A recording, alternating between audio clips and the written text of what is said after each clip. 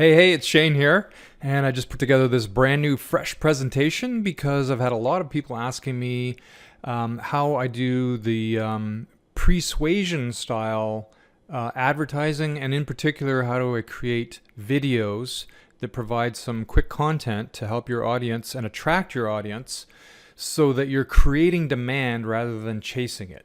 So this is something that is known as the Blue Ocean Strategy, if you've ever read that book. It's all about creating value innovation in your businesses so that you look like nobody else and your solutions offer things that nobody else is offering. And you're doing it in a way that's very friendly and helpful, and you're attracting loyal customers that are going to buy from you in the future. So what I've found is a real problem with our industry right now, the marketing industry in particular, is that everybody wants to do the funnel hacking kind of thing, and they all want to do direct response style advertising. And I don't know, it's just not really what resonates best with me. I like to help people first and be a giver and help them in a way that gets them closer to their desired end result. So I'm going to show you the technique that I've been using for a number of years that kind of primes people. So I use a strategy later on that I'll show you called the prime and remind strategy, which just means that I'm setting certain pieces of information and content into people's minds so that it sets a filter in their mind, so that later on, when I want to give them a promotion and show them something that they could buy that would help them, that filter is a mechanism that allows them to see this in a new light and attracts them much better than otherwise would happen if you took a purely a direct response style strategy. So without further ado, we'll rock and roll on this one.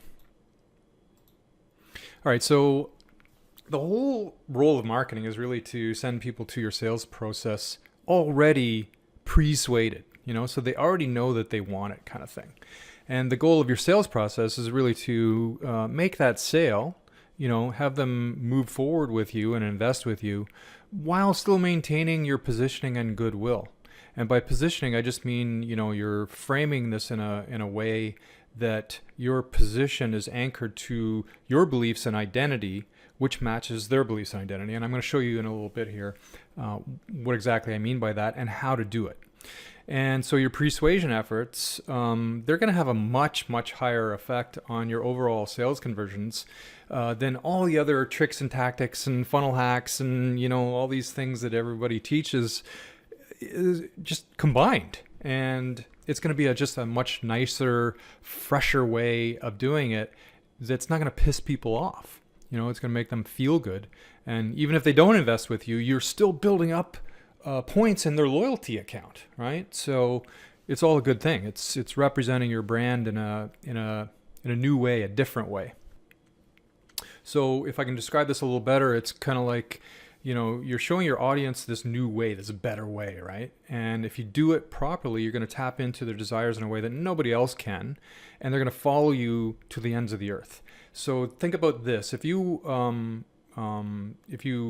get a presentation or you have a tour with an expert at something, it's going to change the way your outlook is going to change how you view that. So you take this example here where you walk through the forest, with somebody who's an expert in flora and fauna and all the living things that are inside that forest. If you walk for an hour with that person and they're pointing out all these different things that you probably have never even noticed before, you've probably never even seen before, you will never ever walk through that forest the same way again because of all this newfound knowledge you have.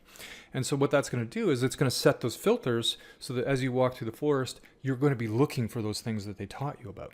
And that's a metaphor for the same kind of thing that I'm talking about here in marketing.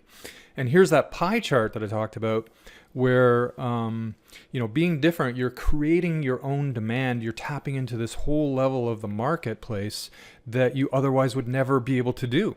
And so what happens is most businesses, they're going to tap into this part of the pie here. That represents about 10, maybe maximum 20% of your potential audience. Those are the people who already know they want what you got. They're already searching for a solution. The demand is already there, and all they're doing probably is price shopping or just looking at, quick hit tactics. they're not really the deep level loyal customers that you want to attract.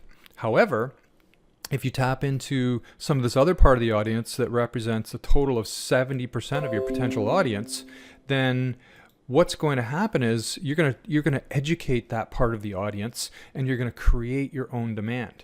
All right. So this is where most businesses focus, but this is that blue ocean concept that I talked about. So you can see how much bigger that part of the pie really is, and you'll see how much better it is here in a couple minutes. All right. So the question here is, do you want to follow that ordinary crowd and get ordinary results?